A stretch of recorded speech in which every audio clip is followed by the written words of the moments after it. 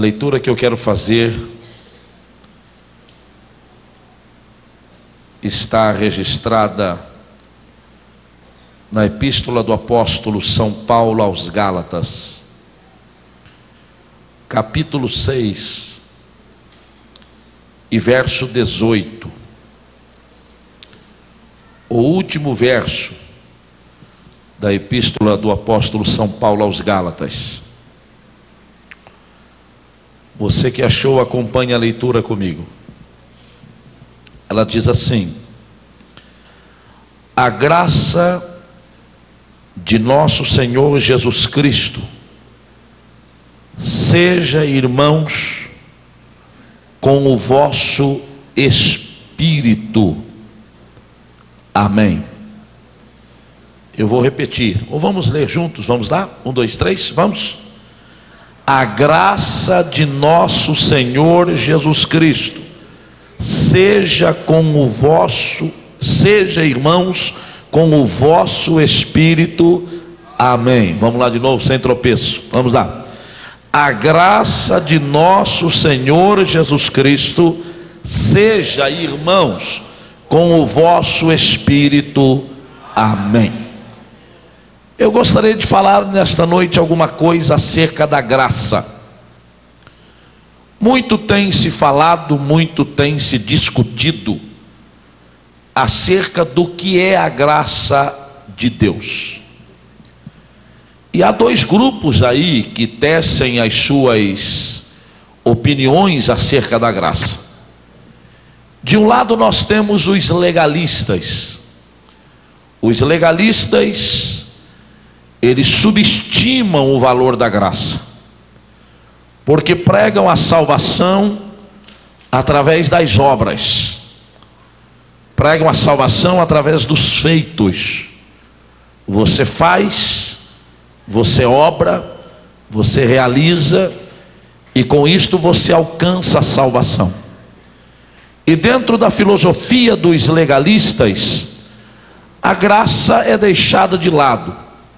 O próprio apóstolo Paulo, ele teve embates duros, marcantes durante o seu ministério, com relação a estes legalistas que era representado, este grupo que era representado pelos judaizantes, que pregavam a salvação através das obras. Se por um lado nós temos os legalistas, por outro lado nós temos os liberais. Se os legalistas pregam a salvação pelas obras, subestimando o valor da graça, os liberais também subestimam ou superestimam, o valor da graça, afirmando que se temos a graça de Deus à nossa disposição, podemos fazer o que bem quisermos.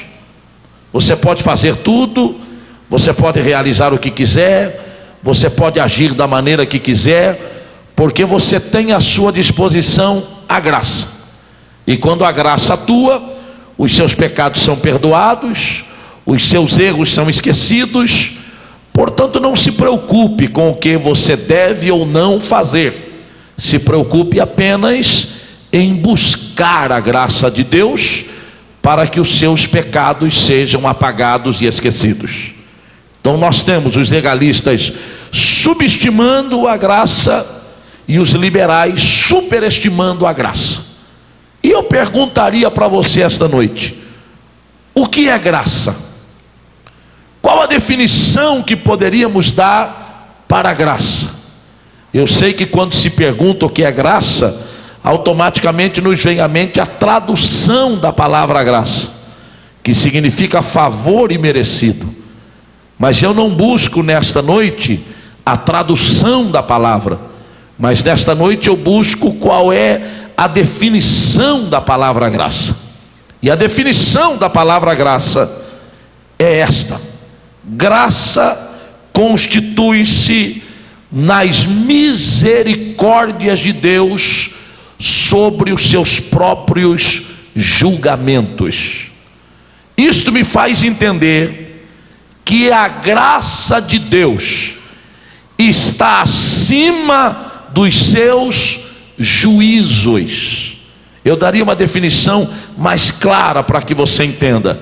Graça constitui-se naquilo que Deus faz pelo homem. Graça é aquilo que Deus faz pelo homem, que o homem não pode fazer por si mesmo. Há coisas que você não pode fazer por você mesmo, e aí entra em ação a graça de Deus, as misericórdias de Deus sobre os seus julgamentos. E pensando nisso, eu consegui entender que a graça de Deus, ela se manifesta em 3 dimensões diferentes. E eu gostaria de falar alguma coisinha hoje sobre as dimensões da graça. Quais são estas dimensões? A primeira dimensão da graça, eu chamaria de a graça antes da cruz. É a graça para a conservação da vida. Quando eu falo de graça para a conservação da vida, eu estou me apoiando em um verso importante da palavra de Deus, que está lá no livro, no Evangelho segundo escreveu Mateus, capítulo 5, verso 45, que diz que o sol se levanta sobre maus e bons, e a chuva desce para justos e injustos.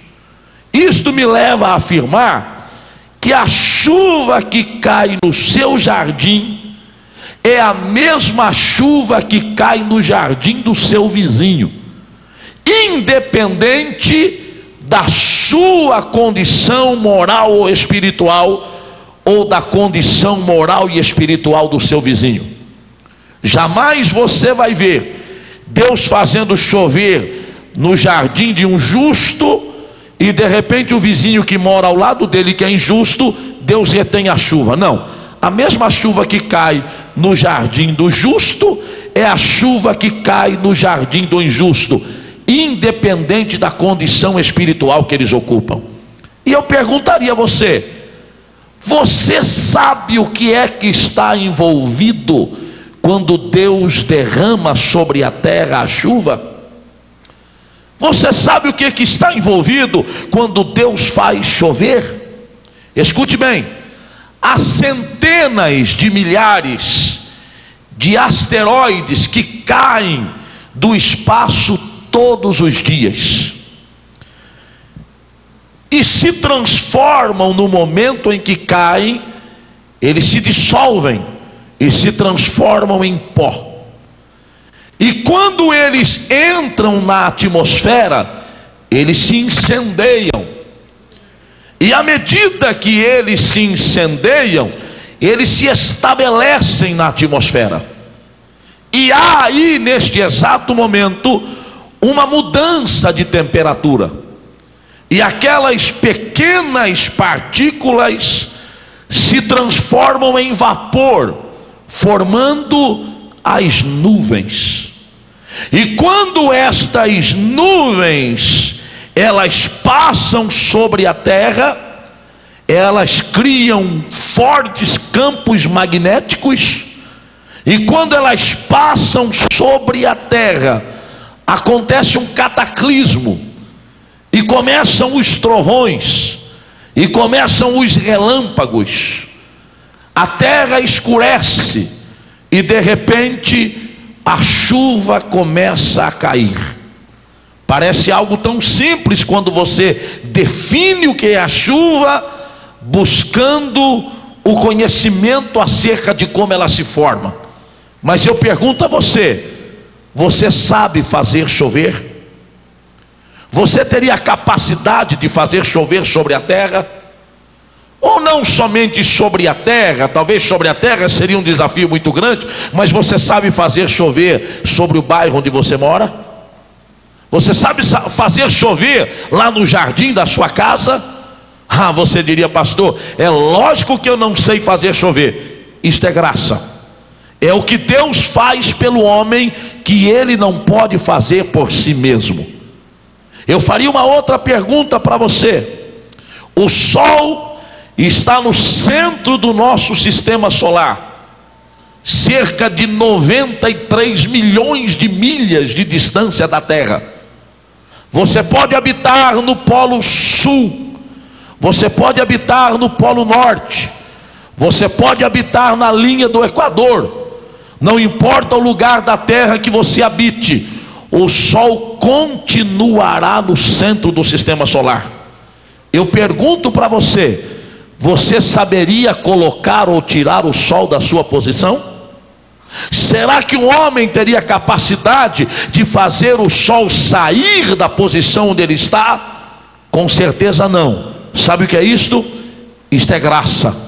É aquilo que Deus faz pelo homem que ele não pode fazer por si mesmo. Isto é graça antes da cruz. É a graça para a conservação da vida.